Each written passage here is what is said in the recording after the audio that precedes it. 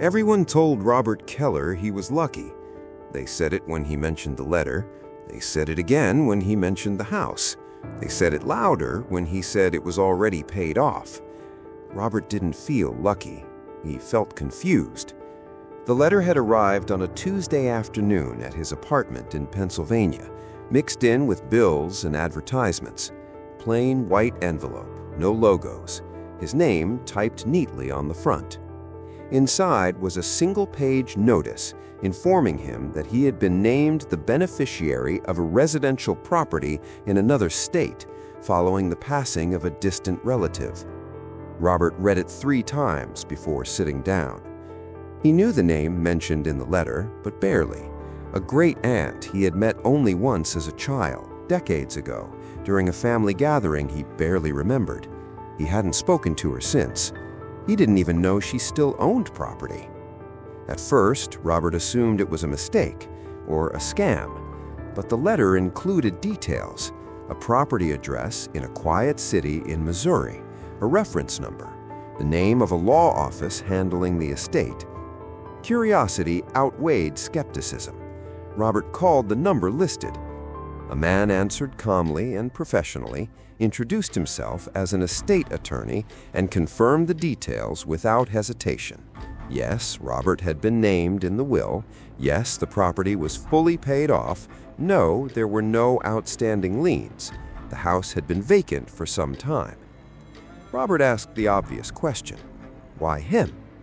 The attorney explained that most immediate relatives had passed away and that Robert's name had appeared as a secondary beneficiary. These things happened more often than people realized. Robert hung up the phone and stared at the wall for a long time. He wasn't rich. He worked as a regional sales rep, traveled often, lived out of suitcases and short-term leases. The idea of owning a house outright felt unreal, uncomfortable even. Over the next week, more documents arrived: copies of the will, death certificate, property tax statements. Everything looked official. Everything matched what Robert could verify through public records online. He didn't tell anyone at first. He didn't want to jinx it. Eventually, he drove to Missouri to see the house himself.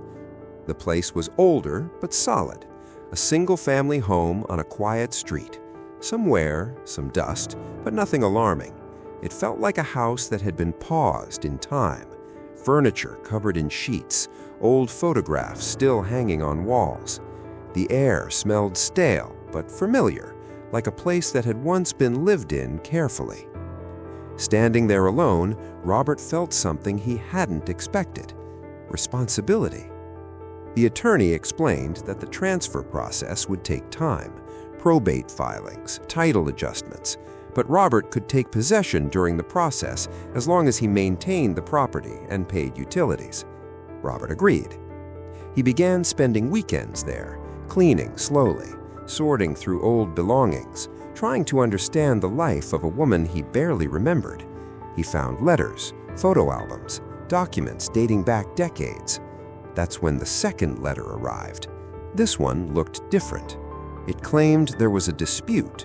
Another party, it said, was contesting part of the estate, specifically the property. The letter didn't accuse Robert of doing wrong, but it warned that unresolved claims could delay or complicate ownership. Robert called the attorney immediately. The attorney sounded calm. "These things happen," he said. "Distant relatives, old claims. It would likely be resolved quickly." In the meantime, Robert was advised to continue maintaining the property and not make major changes. Weeks passed, then months. More letters arrived. Legal language grew more complex.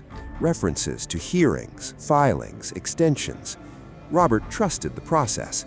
After all, he wasn't the one who initiated any of this. He was just following instructions. Then the attorney suggested something new. To strengthen Robert's claim and avoid a prolonged dispute, there was an option: a settlement, a payment that would eliminate the contesting party's claim and finalize ownership permanently. The amount wasn't small, but it was less than the value of the house. Robert hesitated. The attorney emphasized that this was optional, but strongly recommended. Otherwise, the dispute could drag on for years. Legal fees alone would exceed the settlement. Robert thought about the house, about stability, about finally having something permanent. He agreed.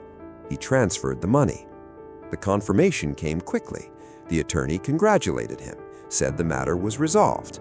Final documents would follow. They didn't. Calls started going unanswered. Emails bounced back. The law office's website stopped loading. Robert drove to the address listed on the letterhead. The building existed. The suite did not. Panic set in slowly, like a headache that wouldn't go away. He contacted the county clerk. That's when the truth surfaced piece by piece. The will had been altered. The law office never existed. The dispute letters were part of the same operation. The property had never been legally transferred. The house had been tied up in probate under a different name the entire time. Robert had been allowed access because no one was monitoring the vacant property closely. Legally, he had never owned anything. The settlement payment was gone. The house was sold months later at auction to resolve the real estate. Robert watched from a distance. He didn't fight it. He couldn't. The scam wasn't aggressive. It wasn't loud. It didn't rely on pressure or urgency. It relied on patience, paperwork, and the assumption that official language meant safety. Robert returned to his old life: hotels, short leases, temporary addresses. People still told him he had been lucky. He never corrected them. He just stopped opening letters he didn't expect. Years later, when someone mentioned inheritance, Robert changed the subject. Not because it hurt, but because he had learned that sometimes the most dangerous scams don't promise wealth, they promise belonging.